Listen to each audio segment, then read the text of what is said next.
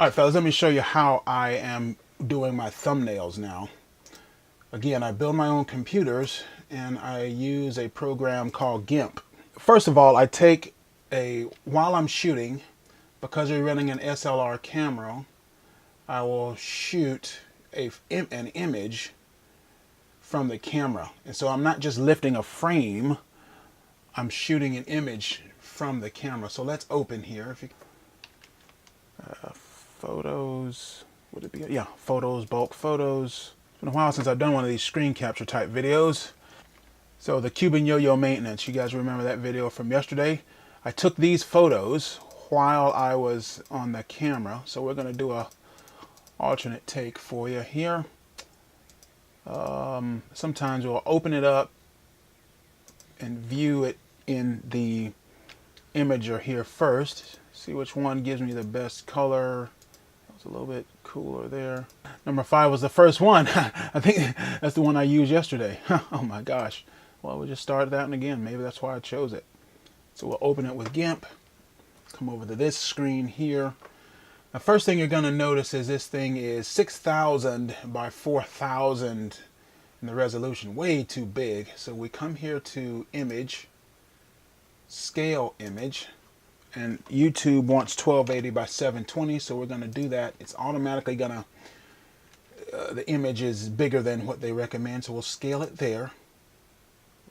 All right, it's going to blow that up to 100%. Then we're going to come here to the crop tool, set this to a 720, fix the aspect ratio, hit the crop tool as that little Zacto edge thing, hit fixed.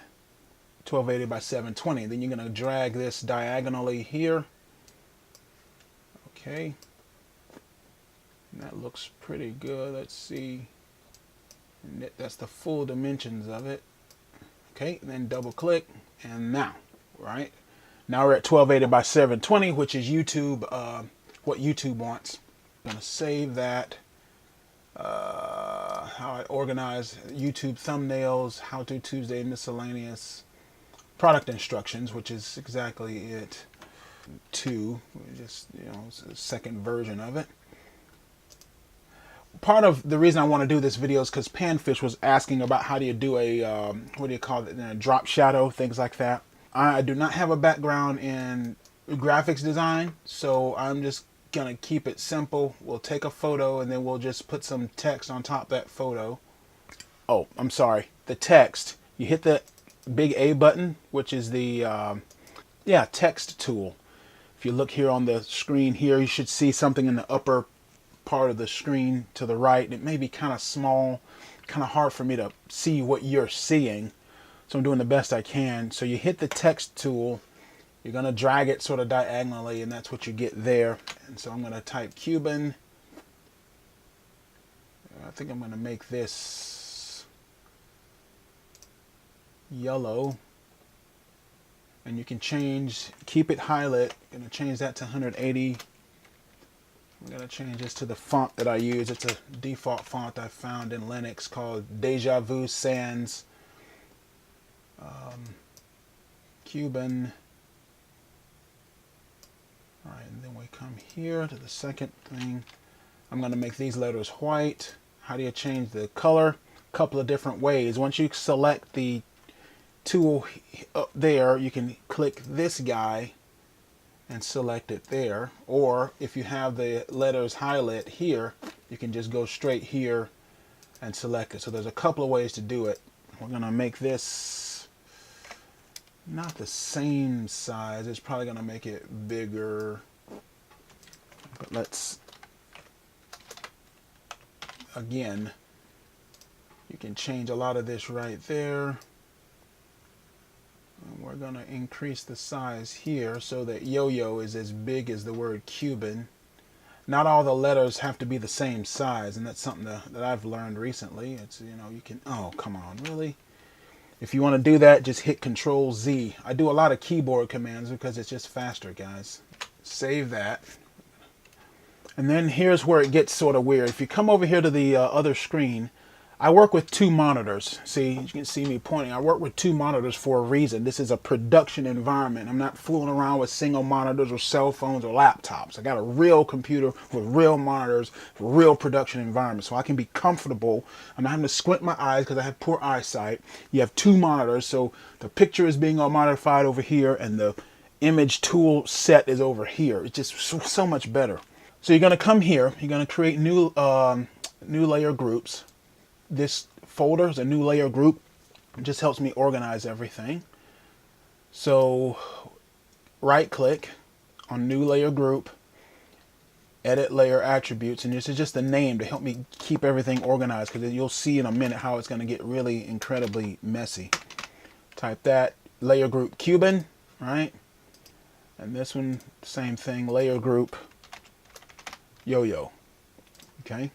Because we're doing something special with each one of these. Now you want to take your cursor, and I know it's going to be small for you, but I don't know how to magnify this part of it. You're going to take the letters here and put each one under its own layer group. We may even make a third layer group for the primary image here. We call that layer group background. Come back to our text tool, highlight everything, alpha to selection. In other words, you're going to come back here to this panel here, up in the upper left hand. You should be seeing it up in here somewhere. For me, it's on the completely other monitor. Right click, alpha to selection. Again, right click, alpha to selection. Then we come over here to the select menu. Select grow 5. All right, you're going to come back over here. Create new layer. Layer colon. This is Cuban. See how complicated this is getting? Make sure it's selected transparency. Bam, like that. Change that layer behind there. Just move it down so that this is beneath that. Now we're going to come here and select the fill tool. Bucket fill tool is right next to the text tool. And whole selection, fill whole selection. Make sure you highlight it. I'm going to select black. Bam, that puts the cursors there. Then we come to filters, light and shadow, drop shadow. Set that to 8, set that to 8, make that fully opaque, allow resizing. Bam, there's one. Then you hit Control F to duplicate it again. If you come back to your tool here, you will find that that's that. So now we have, this main layer has the main text, the growth layer. Okay, we actually need to rename that grow Cuban. Okay, the main text, the growth boundary, and then the two drop shadows behind that. So that's all just on this particular thing. And you're going to duplicate that whole thing here. Reselect the text tool. Highlight. Right click. Alpha to selection. Grow by 5. Once you grow by 5, always put it here. It's just going to be grow Yo-Yo. Transparent. I do a lot of this with the keyboard because it's just so much faster. Bucket fill to black. It's already highlight, but if you wanted to change it, you could. Right. Then once you do that, you come to light shadow, drop shadow, or lighten, the filters. That should already be set, but 8, 8. You can change your color here if you want, but you don't have to. Opaque. Make sure allow resizing is not checked.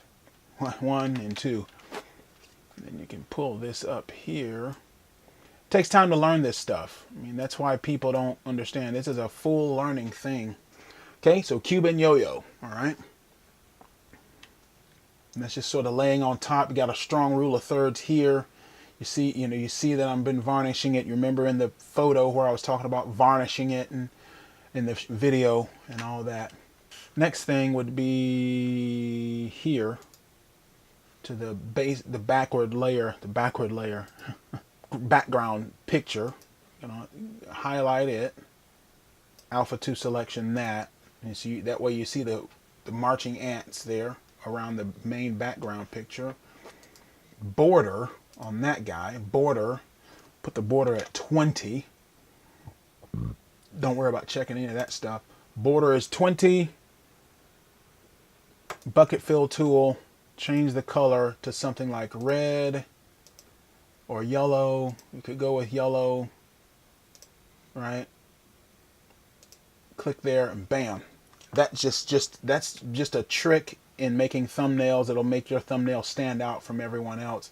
It sort of complements the sort of yellowy tones we have here with the wood here and the min wax varnish and the yellow letters, and so we went with yellow there.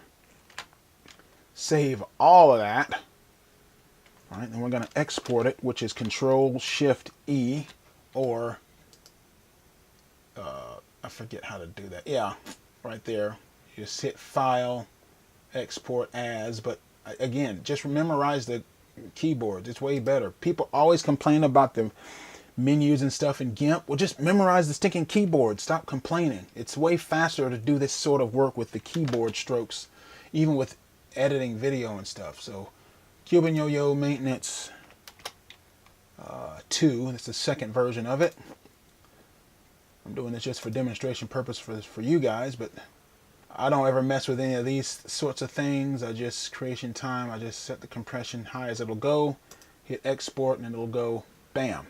Okay. Then what you do is just upload this image wherever you saved it to YouTube, and that will be the brand new deal. And that's what I'm doing with my thumbnails now. Take a dedicated photo, add some text, make it grow, put some drop shadow stuff behind it, keep it simple. Don't let the text interfere with the image. So we got a strong rule of thirds here, and that leaves you a strong rule of thirds here. That's another good thing about rule of thirds. You see this is somewhat blurred out there, so we got a little bit of bokeh. Not much, but you get to learn a little something more about my life. I got my toothpaste next to my stuff and products that I'm working on. So you see I'm a little junky, but hey, I make good products, and that's the whole point. You know. So this image communicates something. The yellow highlights and grabs people's attention, and the drop shadow separates the text from the background and the borders and things like that. And that's, my friend, is what I'm doing for thumbnails. Hope that helps you. And if you want more of these sorts of tutorial videos on your YouTube channel, just I'll see you later. See you. Bye.